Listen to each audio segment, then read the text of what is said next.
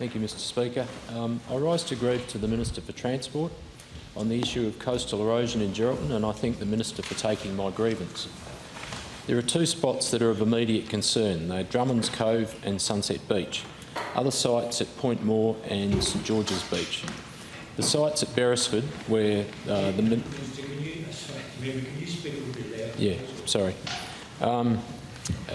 the sites at Beresford, where the Minister opened the works carried out some time back, seem to have performed very well in last Sunday's storm. According to studies carried out by the City, the historical rate of erosion along the shore at Drummond's and at Sunset Beach is higher than the other beaches in Geraldton, and these coastal areas are particularly susceptible to storm surge. The storm that hit Geraldton last Sunday highlighted that measures to mitigate erosion caused by such events need to be implemented as soon as possible to prevent homes and government assets from being destroyed. Generally, along the Geraldton coastline, there's a northern drift of sand. Several coastal protection works have been carried out at the sites of concern by the City over the last few years, involving the construction of low-crest geotextile sand container groins designed to build up sand on the southern side while maintaining the general shoreline on the northern side. These measures were recommended during the process of CHRMAP, which stands for Coastal Hazard Risk Management and Adaptation Planning. Although the Council have acknowledged that these protection works have been successful and that groins are working as planned, a longer-term solution is required to ensure that residential homes, community buildings and infrastructure assets in these areas are permanently protected into the future. The Liberal National Government undertook coastal works associated with the Beresford Foreshore Enhancement Project to guarantee a long-term solution to coastal erosion from Medallia Beach along to St George's Beach. The former government committed $17.28 million from royalties for regions as part of the Midwest Investment Plan to ensure that vital infrastructure was protected and to secure the future of the Beresford shoreline. The City also contributed $1.85 million towards the project and have continued to fund the projects at St George's Beach and Point Moore, as well as those others earlier mentioned. A contribution was also made by the Midwest Ports Authority, recognising the impact that deepening the port channel caused to the coastline. Arguments for coastal protection works at Drummond's Cove are similar to those that led to the Beresford foreshore redevelopment, due to the fact that there are many local and state government assets at risk. At Drummond's, these include a high voltage electrical cable, a telecommunications cable, sewage infrastructure, trees, a stormwater retention basin and open space. Whitehall Road, which runs along the shoreline, is mainly lost. There is also a lot of housing becoming vulnerable due to the flat nature of the land leading away from the shore. Sunset Beach also has assets that are significantly at risk, including car parks, a caravan park and dunes. Again, private housing will probably become at risk over time, and a road that did run along the shore at Sunset has disappeared entirely. Point Moore has lost a car park and the road is vulnerable. The City has been expending a lot of its annual new capital works program funds on coastal erosion over the last 3 years and will continue this funding for at least the next 5 years. However, this funding on its own is not enough to complete the works outlined in the CHRMAP report, and state government support, along with hopefully some federal government support, is needed to complete the necessary measures.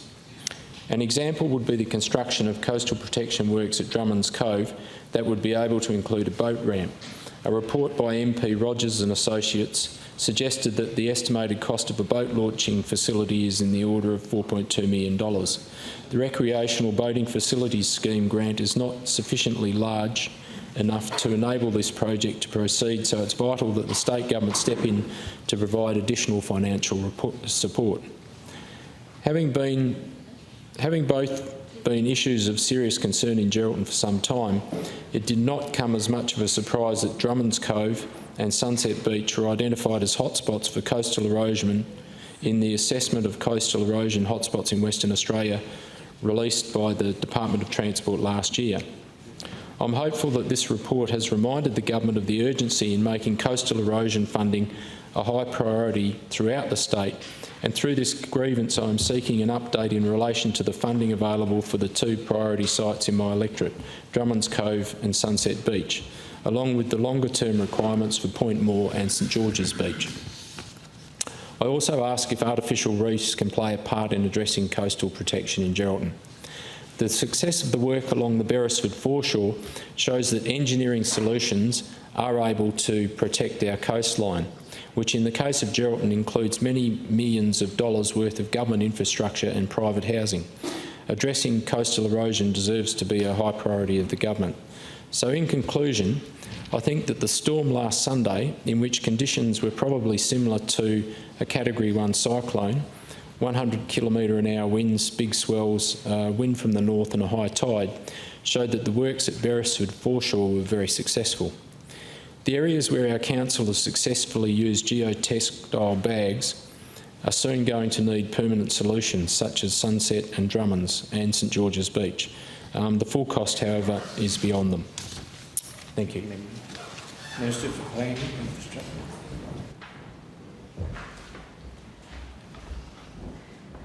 Thank you, Member for Geraldton. I thank you for the notice of the grievance on this very serious issue. The issue of coastal erosion and inundation from storm events has been a big issue for Western Australia and continues to be a big issue in relation in particular to regional communities who basically face towards the ocean and have a lot of infrastructure, both state and local infrastructure, and I think Member for Moore in particular in your area too. So it's a massive issue across the state, and as rightly pointed out by the Member for Geraldton, on the 24th and 25th, ex-cyclone, I don't know how to pronounce this, Manga.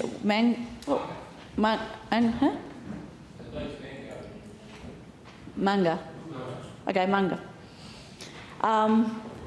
And a cold front jointly hit WA southwest coast. Preliminary analysis indicated that this unseasonal storm is a 1 in a 50-year event in terms of high waves and water level, and it's resulted in widespread coastal erosion and flooding. And both in the city and, of course, along the WA coast, we've seen some significant impacts. So we've seen some significant impact on one of our PSPs too, actually, along the Kwinana Freeway, which as a result of no seawall being allowed. But anyway, that's another issue. But we've got some significant damage across the metropolitan area and regional WA. As the member quite rightly pointed out last year, we released the coastal erosion hotspots, which identified 55 coastal erosion hotspots, including many in Geraldton, as a member outlined. Now, working with the City of Geraldton, we're trying to manage 4 of the 55 identified corrosion hotspots. And of course, we'll talk about the Beresford works in a second. The report identified the nature of erosion at each site, assets, values and infrastructure, and prioritise the expenditure of where the expenditure of funds should be. As you've outlined, hotspots are locations where coastal erosion is expected to impact local and local government, state government and private assets. We've put this forward to the Commonwealth to try and get it on the national agenda, and I think that was, again, a point alluded to by the member for Geraldton in correspondence to the federal government through the Premier and also through information provided to Infrastructure Australia. And we were very happy to see Infrastructure Australia realise this as being a priority focus for the nation and also Western Australia. So we've elevated it to the Infrastructure Australia level. On the funding front, we'll continue to lobby the federal government with the aim of getting a partnership to have a sustainable funding mechanism to try and address these many hotspots. In relation to the Beresford foreshore, I do acknowledge the funding, in particular the contribution of the previous government in that project, and it is very pleasing to see from all reports, and in particular what you've said, Member for Geraldton, that has worked, and because sometimes we've seen in the past, as you know, infrastructure that hasn't actually withstood the storm event. So it's very pleasing that it has worked. In relation, in particular, to Drummond Cove and Sunset Beach, I pledge to, when I'm next in Geraldton, to go look at the sites myself and also see what we can do to try and secure funding. We've got a late budget process, so I can't give any information about any budget allocations, but we'll continue to try and, well, I'm very keen to get a state-Commonwealth partnership deal to try and start addressing some of the significant infrastructure costs, and they are significant. You know, they're not cheap. In particular, the longer-term significant infrastructure costs to across WA and also in particular Geraldton.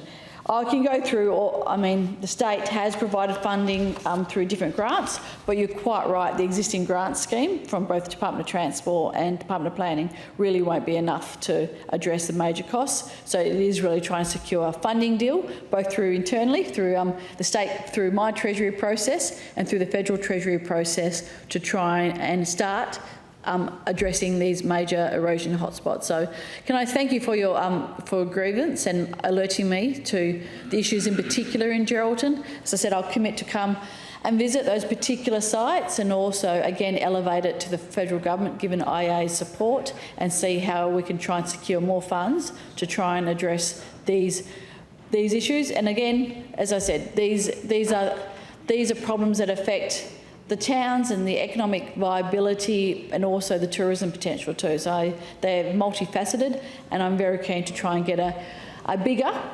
funding profile to help us address these issues around WA. Thank you very much. Member for Bicton.